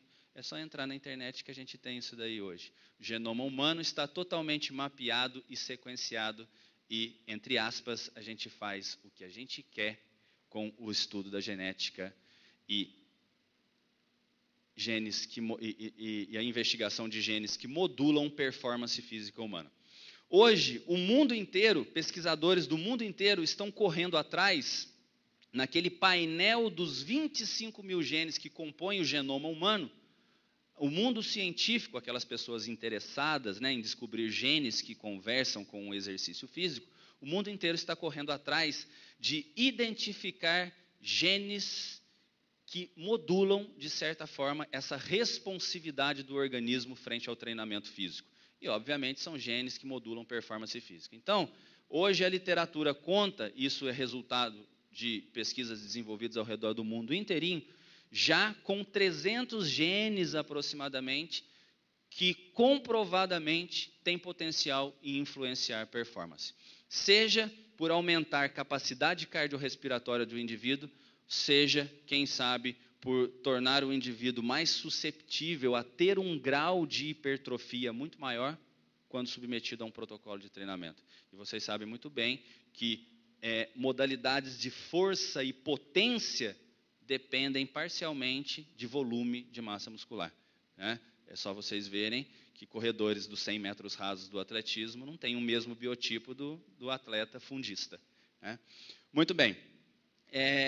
Na tentativa de contribuir para toda essa investigação que vem sendo feita, nós aqui no Brasil, especificamente lá no Instituto do Coração, nós resolvemos estudar, então, uma moléculazinha, fechamos o olho e demos um tiro em um gene. Não foi bem assim, mas foi mais ou menos assim.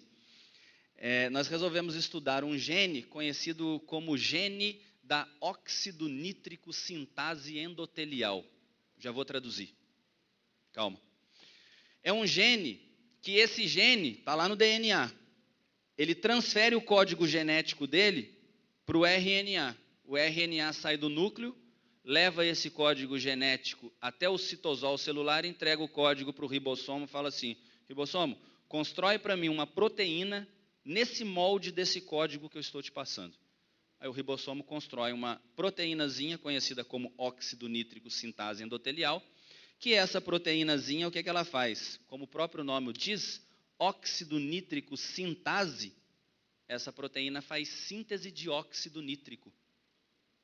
E o que é o óxido nítrico? O óxido nítrico é um gás produzido no interior das nossas veias e artérias, tá?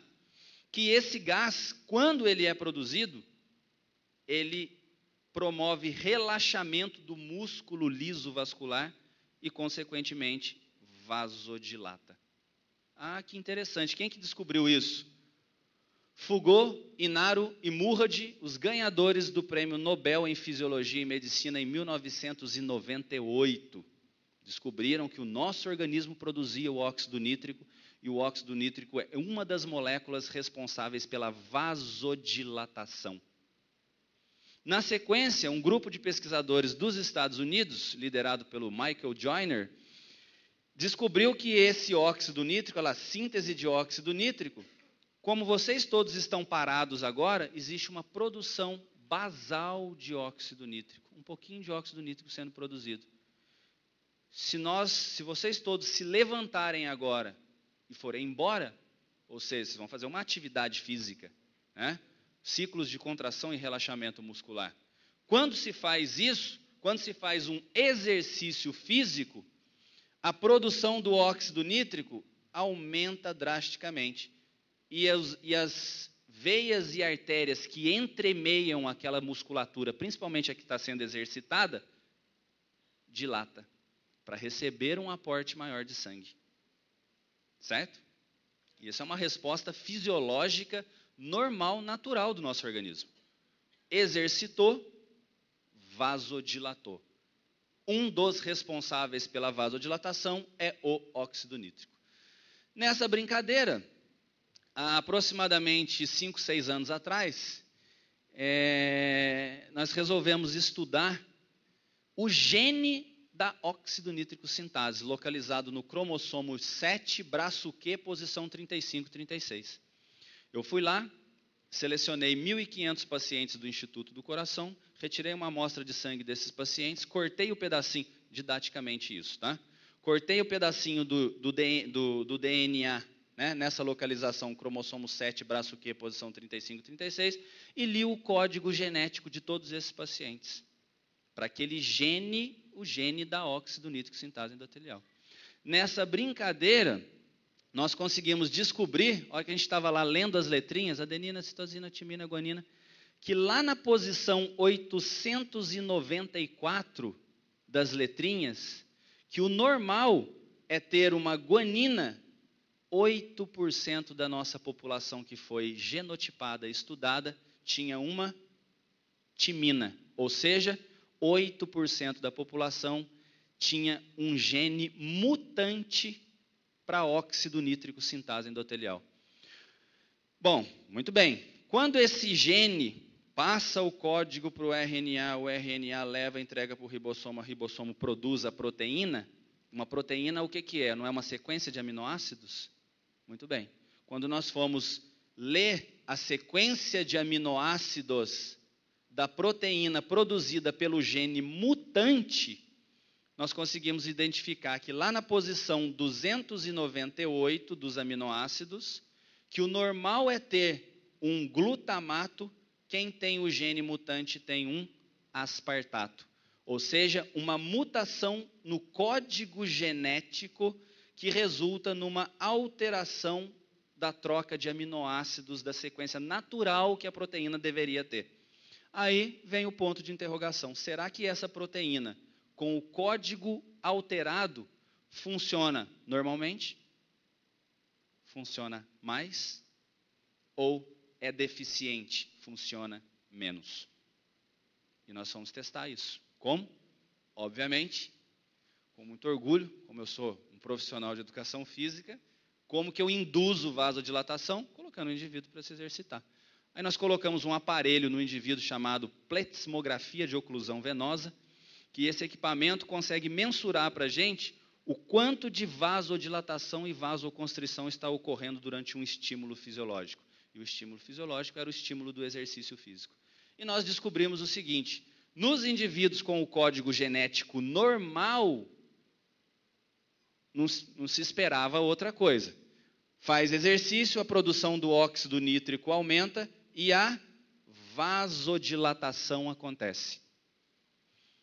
Aí veio a surpresa. Quando nós submetemos os indivíduos com o código genético mutante ao exercício e medimos a resposta vasodilatadora, o que vocês acham que aconteceu?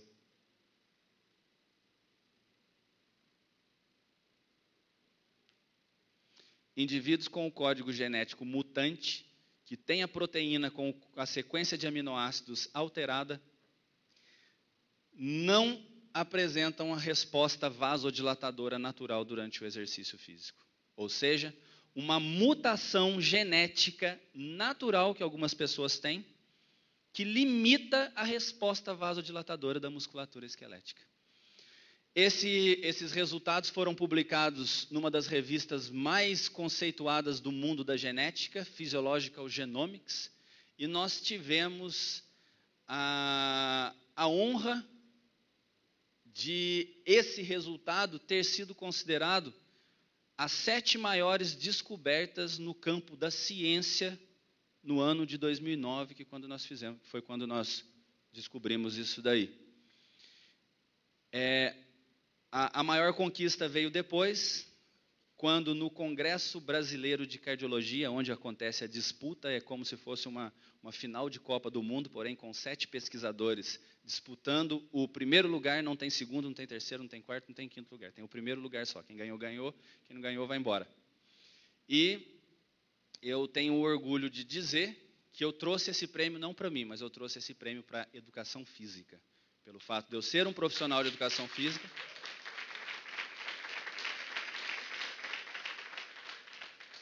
Muito obrigado.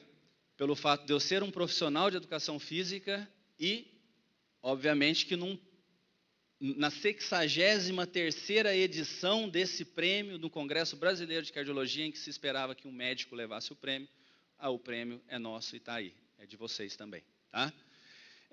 A maior repercussão, incrivelmente, não foi no campo da cardiologia. claro, causou uma repercussão enorme, porque indivíduos portadores do gene mutante são mais propensos, têm maior possibilidade de desenvolverem doenças cardiovasculares, como, por exemplo, hipertensão arterial, e durante o exercício físico serem hiperreativos, ter um pico de pressão muito alto. Por quê? Porque no momento em que não vasodilata da forma fisiológica natural, eles podem ter uma resposta de pico pressórico muito maior, né? E o óxido nítrico, além de promover vasodilatação, é uma molécula que protege o interior dos vasos sanguíneos da formação da placa de ateroma. Ou seja, indivíduos que têm o código genético mutante, que têm menor biodisponibilidade de óxido nítrico, são mais propensos ao desenvolvimento também de um infarto, né? Podem ser mais propensos ao desenvolvimento de um infarto. No entanto, a maior repercussão não foi no campo da cardiologia, e sim no mundo do esporte de alto rendimento. Por quê?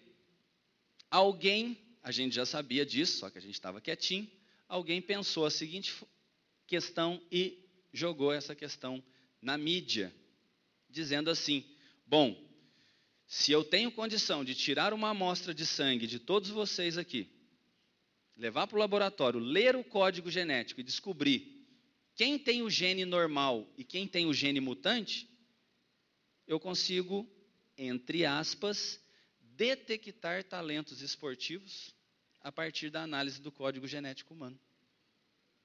Ah, como? Bom, aqueles que não vasodilatam, obviamente que eu não vou investir neles como atletas fundistas, porque a possibilidade, a probabilidade dele fadigar antes daquele outro que vasodilata normalmente é muito maior.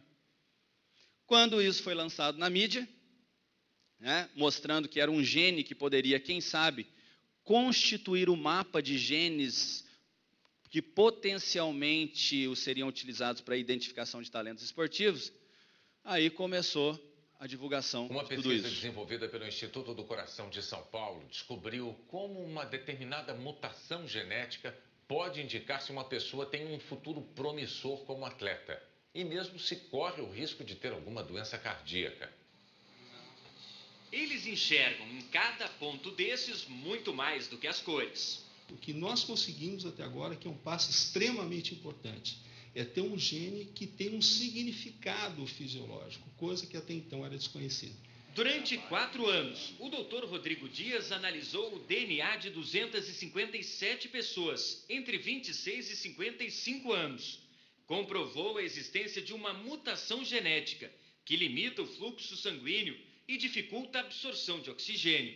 Em tese, quem tem o gene mutante tem menor capacidade física e maior probabilidade de ter problemas cardíacos.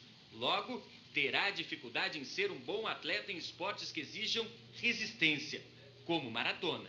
Na prática, a descoberta tem aplicação no campo da cardiologia, mas ainda não no esporte. Mas esse estudo, que foi publicado numa das revistas mais conceituadas no mundo da genética, já é um passo importante da ciência que promete revolucionar o mundo do esporte.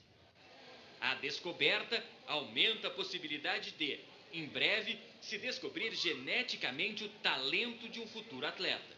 Analisando todos os fatores genéticos e tudo aquilo que a gente hoje já tem condição de avaliar aqui dentro do clube ou num exame laboratorial, a gente pode mapear esses atletas e ver, às vezes, um atleta com um resultado inferior, mas com uma capacidade de desenvolvimento muito maior. Mais importante do que o aspecto seletivo é a questão preventiva. Com o diagnóstico precoce da mutação, o esporte pode ser usado como instrumento para evitar problemas cardiovasculares futuros. A intenção é essa, começar a utilizar isso para diagnosticar doenças e até mesmo aqueles indivíduos que têm maior propensão a se destacar numa modalidade física esportiva.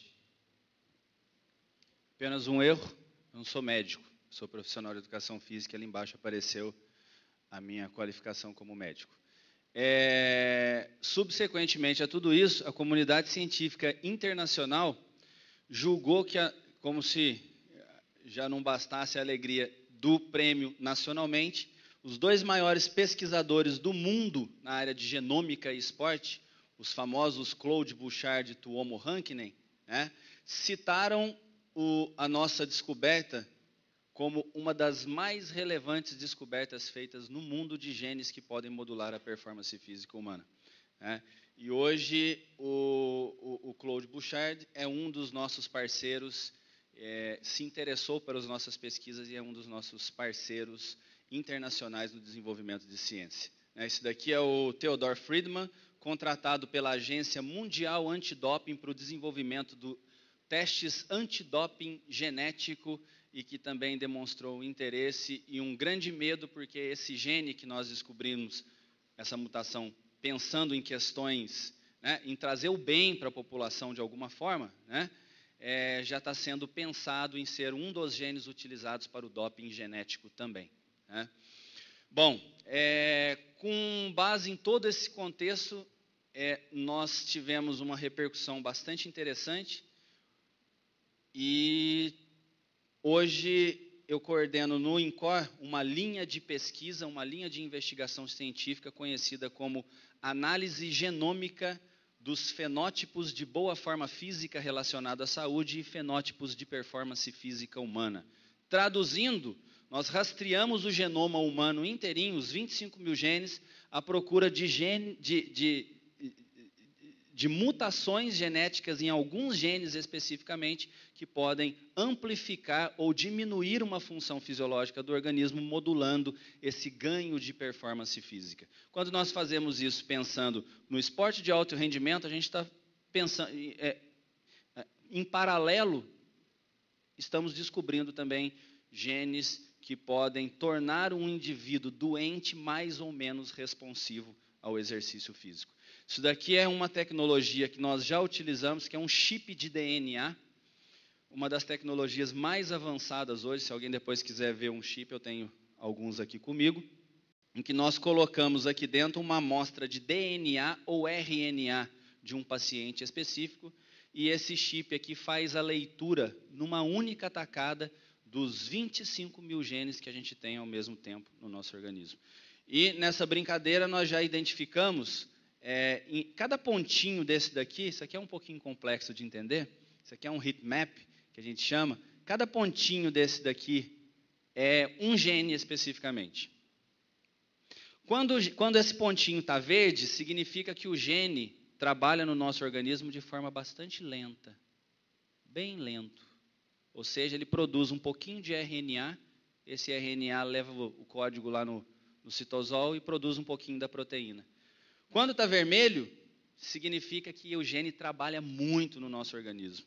Tá? Então, um dos genes que estão aqui, dentre os vermelhos, são os genes que têm o código para a produção de actina, miosina, troponina, tropomiosina, que são proteínas constituintes do sarcômero. Tá? E olha só que interessante. Quando você pega um indivíduo sedentário e submete esse indivíduo a um exercício físico, a um protocolo de exercício caracterizando um treinamento físico, nós conseguimos identificar 2.445 genes que conversam com o exercício. Ou seja, genes que quando você aplica o exercício no indivíduo, ele deixa de funcionar como ele funcionava quando o indivíduo era sedentário e passa a funcionar de uma forma diferente.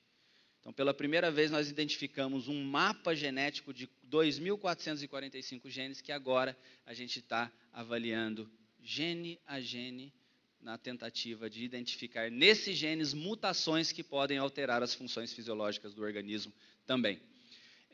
Todo esse conhecimento, ele vai servir e vai ser aplicado em muito breve num projeto conhecido como Atletas do Futuro. Aqui embaixo está escrito a ômica a serviço do esporte, genômica, proteômica, metabolômica. Basicamente, esse projeto, que é coordenado por um professor da Unifesp, lá em São Paulo, professor Pesqueiro, e hoje eu trabalho junto com o Pesqueiro nesse projeto, nós estamos fazendo o quê? A proposta é genotipar todos os atletas de elite brasileiros, ler o código genético desses atletas e ver o que eles têm de diferente no genoma que deu para eles de presente a possibilidade de se destacar e estar lá, né, prestes a disputar as Olimpíadas no Brasil.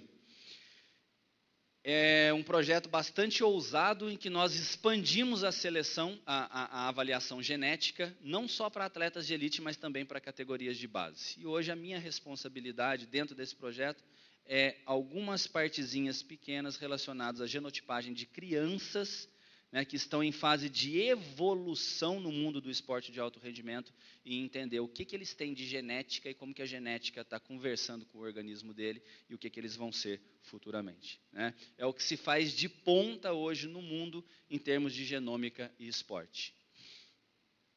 O que faz um atleta ser mais rápido, mais forte, mais resistente do que os seus rivais?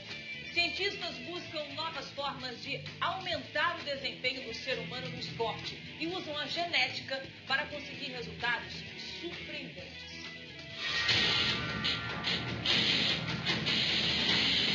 O que faz um atleta ser mais rápido, mais forte, mais resistente do que seus rivais?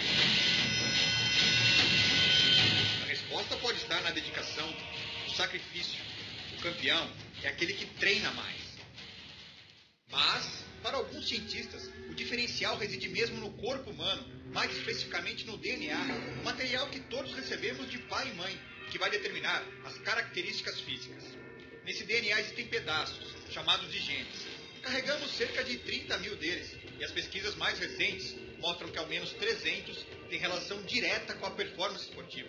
São os genes que determinam a capacidade do nosso coração de bombear sangue durante a atividade física, tipo de musculatura que o nosso corpo vai desenvolver, ou a qualidade de nossas articulações para suportar o esforço prolongado.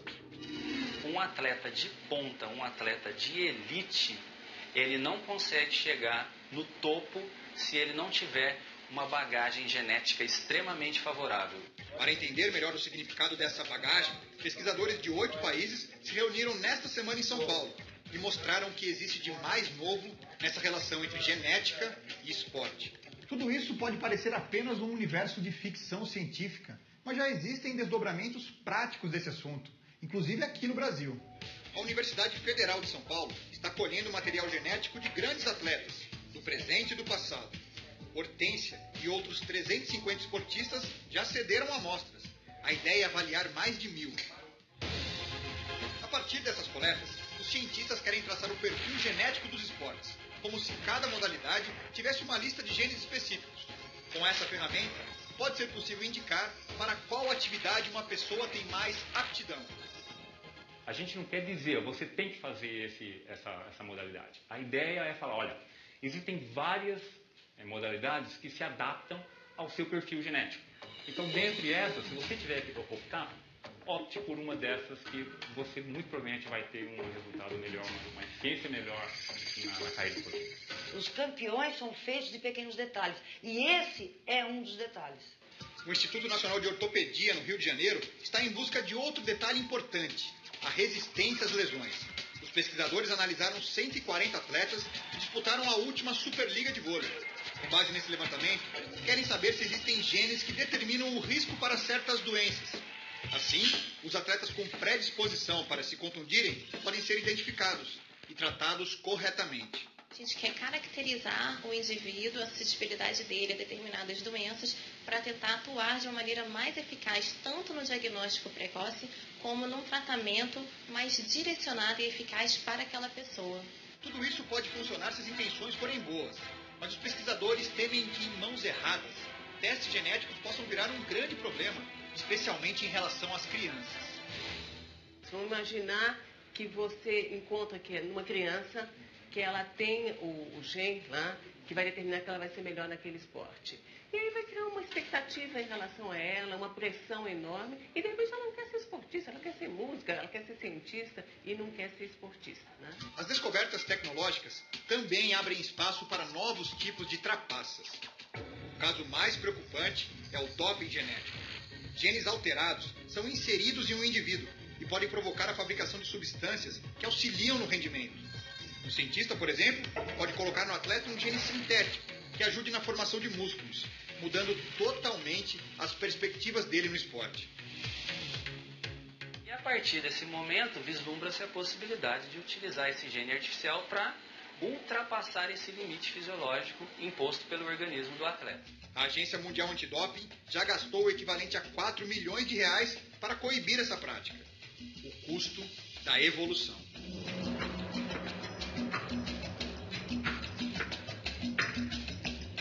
Bom, relacionado à questão do doping genético, infelizmente, o doping genético é algo ilícito. O doping genético, ele nasce de uma ciência conhecida como terapia gênica, que é o que hoje se estuda a possibilidade de introduzir no organismo de um indivíduo que tem uma doença específica, porque ele tem uma mutação genética que faz com que ele seja doente, que é o caso, por exemplo, de distrofia muscular de Duchenne, você já deve ter ouvido falar nisso, né? A possibilidade de se introduzir um DNA, um gene artificial com o código genético normal, na tentativa de tamponar o efeito do gene mutante. Então, isso é terapia gênica e vem sendo pensada para fins terapêuticos. Porém, infelizmente, tem gente pensando e... não dá para dizer já utilizando, mas já está utilizando, né? A tecnologia existe, ainda tem um monte de defeitos que precisam serem corrigidos, mas é uma realidade.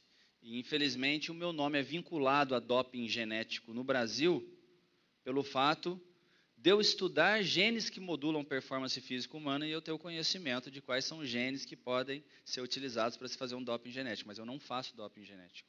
O INCOR não faz doping genético, ninguém lá trabalha com doping genético. Então tenham isso em mente, tá? Mas como a gente tem o conhecimento, as coisas se vinculam dessa forma. A mídia coloca de uma forma que causa má interpretação para as pessoas, tá? Bom, e falando um pouquinho sobre doping genético, ao invés de eu falar, eu vou passar mais uma excelente matéria que foi feita sobre doping genético. Deixa a matéria falar e depois a gente abre para vocês discutirem, perguntar e tirar as suas possíveis dúvidas, tá? E vocês viram aí nessa matéria, por falar em drogas, agora uma reportagem especial sobre o doping genético, mais uma invenção covarde para vencer quem tem apenas o esporte no sangue. A ciência a desserviço do esporte. O doping turbina resultados, mas prejudica a saúde e pulveriza carreiras. Ben Johnson, Florence Griffith Joyner, Marion Jones, Rebecca Guzmão. Exemplos de atletas de alto nível que mancharam a própria trajetória em busca de recordes. O uso de substâncias proibidas em eventos como a Olimpíada popularizou o assunto. Até os Jogos de Atenas, em 2004, doping era sinônimo de efedrina, testosterona sintética, hormônio do crescimento. 4 anos depois, porém, pesquisadores ao redor do planeta temem que mais uma expressão entre para o dicionário da fraude esportiva. O doping genético é você utilizar das técnicas de terapia gênica para colocar um gene no organismo de um atleta com o intuito de produzir, quem sabe, 2 vezes mais um hormônio ou uma enzima específica que irá, de forma artificial, amplificar a performance física do atleta. O Dr. Rodrigo Gonçalves Dias é um dos maiores especialistas em terapia gênica do Brasil. O trabalho do médico consiste em utilizar a tecnologia para aprimorar o tratamento de doenças consideradas incuráveis. A introdução de um gene artificial no organismo de uma pessoa poderá no futuro ajudar no combate à AIDS e ao câncer, por exemplo. No caso do esporte, no entanto, as técnicas desenvolvidas por cientistas como Rodrigo poderão ser usadas para fins ilícitos, que visam burlar a lei. O doping genético tem como objetivo aprimorar ilegalmente a capacidade do ser humano de superar os limites físicos. A partir do momento em que você sabe quais são os genes que influenciam uma hipertrofia muscular de forma significativa, ou quais são os genes que aumentam significativamente o número de células vermelhas do sangue, e nós temos condição de manipular isso, tanto com drogas quanto com a introdução de um gene artificial, obviamente que nós poderíamos teoricamente acreditar que um atleta perfeito poderia ser construído com base na terapia gênica, ou seja, no doping genético. Nos laboratórios do mundo todo, já existe tecnologia suficiente para fazer a terapia gênica e, consequentemente, para realizar o doping genético. Por isso, a comunidade científica internacional acredita que o primeiro caso dessa nova modalidade de doping será descoberto em Pequim. O doping que induz hipertrofia muscular seria mais pensado pelo atleta que precisa de potência e força muscular durante a prova. E o doping que aumenta a concentração de células vermelhas do sangue seria um doping pensado, por exemplo, por um maratonista. O doping genético pode provocar danos brutais à saúde, como o AVC, acidente vascular cerebral, além do surgimento de células cancerígenas no organismo. Apesar dos riscos, os atletas com interesse em burlar as regras têm um motivo atraente para entrar nessa.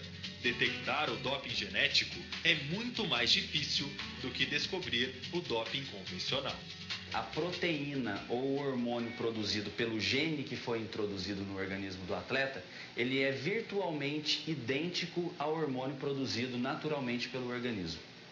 Então, isso gera algumas dificuldades para a Agência Mundial Antidoping desenvolver um método eficiente de detecção do doping genético. A tecnologia usada para salvar vidas pode se transformar em uma máquina de destruição do espírito olímpico.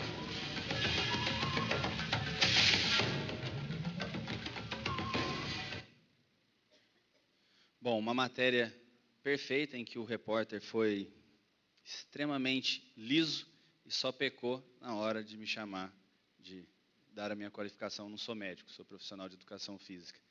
Infelizmente, só contando um pouquinho para vocês, já terminou a palestra, infelizmente a gente é obrigado a ouvir determinadas coisas, mas que até faz sentido a partir do momento em que, no meu primeiro ano de graduação de educação física, quando o meu primeiro professor perguntou, para todos os alunos que compunham aquela turma de 1999 da Unicamp, por que eles estavam lá fazendo educação física? E 3 dos meus colegas disseram que estavam lá porque não gostavam de estudar. Então, faz sentido na hora que um repórter diz para mim assim, eu coloco a sua qualificação como o quê? Eu falei assim, eu sou profissional de educação física. Eu ouvi isso. Eu não tenho coragem de colocar lá que você é formado em educação física, é desperdício, isso que você faz é coisa de médico. Errado. Ciência não é exclusiva da medicina. Ciência faz quem quer, quem tem vontade, quem tem dom, quem tem capacidade, quem gosta de fazer ciência. Eu fui obrigado a ouvir isso, infelizmente, mas que o profissional de educação física, infelizmente, é mal visto, de uma forma geral, que eu estou dizendo, pelo fato da gente ter esse tipo de coisa. E a gente precisa melhorar isso. Tá? Então, peço para vocês, por favor, estudem, se arrebentem de estudar e se tornam excelentes e competentes profissionais para ajudar a visão da nossa profissão ser um pouquinho melhor a partir dos olhos de quem nos olha. Tá? Façam isso, não por mim, mas pela nossa profissão. Agradeço a atenção de vocês, meu contato está aqui, Dias RG99. Eu tenho uma página no Facebook, é uma página 100% profissional, onde vocês têm acesso a todos esses vídeos e todos os outros que foram feitos, matérias que têm saído na mídia sobre genética, performance física humana e doping genético, e genética e a parte de obesidade também, que eu trabalho um pouquinho com isso, tá? Genes que modulam essa composição corporal. E todo mundo que me convida lá, eu aceito. Tá? É uma página profissional, então espero o contato de vocês. Muito obrigado, agradeço mais uma vez, espero que vocês tenham gostado e, se houver a possibilidade, estou aberto para perguntas e questionamentos. Saudações.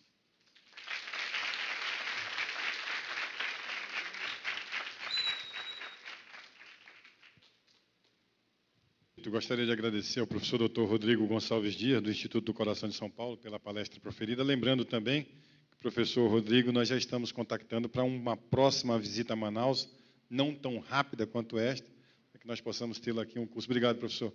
Muito obrigado. Eu que agradeço. Obrigado pela presença de todos e até o nosso próximo encontro.